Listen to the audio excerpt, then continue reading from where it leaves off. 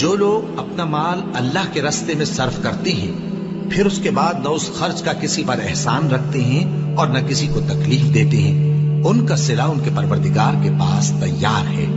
اور قیامت کے روز نہ ان کو کچھ خوف ہوگا اور نہ وہ غمگین ہوں گے۔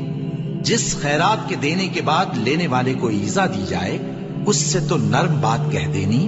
اور درگزر کرنا بہتر ہے، اور اللہ بے نیاز ہے، بردبار ہے۔ مومنوں، اپنے صدقات و خیرات احسان رکھنے اور ایذا دینے سے اس شخص کی طرح برباد نہ کر دینا جو لوگوں کو دکھاوے کے لیے مال خرچ کرتا ہے اور اللہ اور روز آخر پر ایمان نہیں رکھتا، تو اس کے مال کی مثال اس چٹان کی سی ہے جس پر تھوڑی سی مٹی پڑی ہو اور اس پر زور کا مے برس کر اسے صاف کر ڈالے۔ اسی طرح یہ ریاکار لوگ اپنے اعمال کا کچھ بھی صلہ حاصل نہیں کر سکیں گے، اور اللہ ایسے ناشکروں کو ہدایت نہیں دیا کرتا۔ اور جو لوگ اللہ کی خوشنودی حاصل کرنے کے لیے اور خلوص نیت سے اپنا مال خرچ کرتے ہیں، ان کی مثال ایک باغ کی سی ہے جو اونچی جگہ پر واقع ہو، جب اس پر زور کا مے پڑے تو دگنا پھل لائے، پھر اگر مے نہ بھی پڑے تو خیر پھوار ہی سہی، اور اللہ تمہارے کاموں کو دیکھ رہا ہے۔ بھلا تم میں کوئی یہ چاہتا ہے کہ اس کا کھجوروں اور انگوروں کا باغ ہو جس میں نہریں بہ رہی ہوں اور اس میں اس کے لیے ہر قسم کے میوے موجود ہوں، اور اسے بڑھاپا آ پکڑے اور اس کے ننھے ننھے بچے بھی ہوں، تو ناگہاں اس باغ پر آگ کا بھرا ہوا بگولا چلے، پس وہ جل جائے۔ اس طرح اللہ تم سے اپنی آیتیں کھول کھول کر بیان فرماتا ہے تاکہ تم سوچو اور سمجھو۔ مومنوں،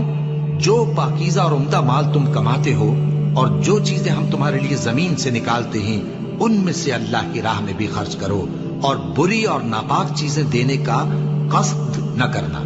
کہ اگر وہ چیزیں تمہیں دی جائیں تو بجز اس کے کہ لیتے وقت آنکھیں بند کر لو، ان کو کبھی نہ لو، اور جان رکھو کہ اللہ بے نیاز ہے، خوبیوں والا ہے۔ شیطان تمہیں تنگ دستی کا خوف دلاتا اور بے حیائی کے کام کرنے کو کہتا ہے،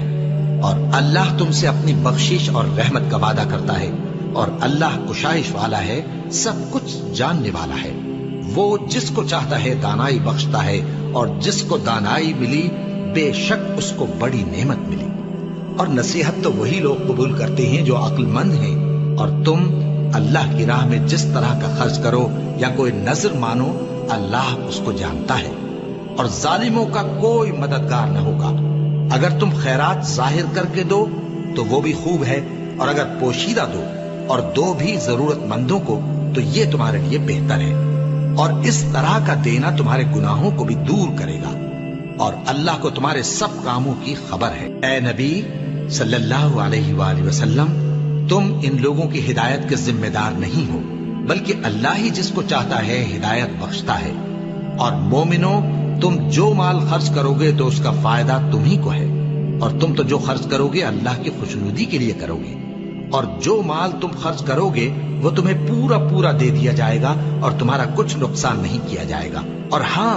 تم جو خرچ کرو گے تو ان حاجت مندوں کے لیے جو اللہ کی راہ میں رکے بیٹھے ہیں اور ملک میں کسی طرف جانے کی طاقت نہیں رکھتے اور مانگنے سے آر رکھتے ہیں، یہاں تک کہ نہ مانگنے کی وجہ سے ناواقف شخص ان کو تونگر خیال کرتا ہے، اور تم قیافے سے ان کو صاف پہچان لو کہ حاجت مند ہیں، اور شرم کے سبب لوگوں سے منہ پھوڑ کر اور لپٹ کر نہیں مانگ سکتے۔ اور تم جو مال خرچ کرو گے کچھ شک نہیں کہ اللہ اس کو جانتا ہے۔ جو لوگ اپنا مال رات اور دن اور پوشیدہ اور ظاہر اللہ کی راہ میں خرچ کرتے رہتے ہیں، ان کا صلہ ان کے پروردگار کے پاس ہے، اور ان کو قیامت کے دن نہ کسی طرح کا خوف ہوگا اور نہ غم۔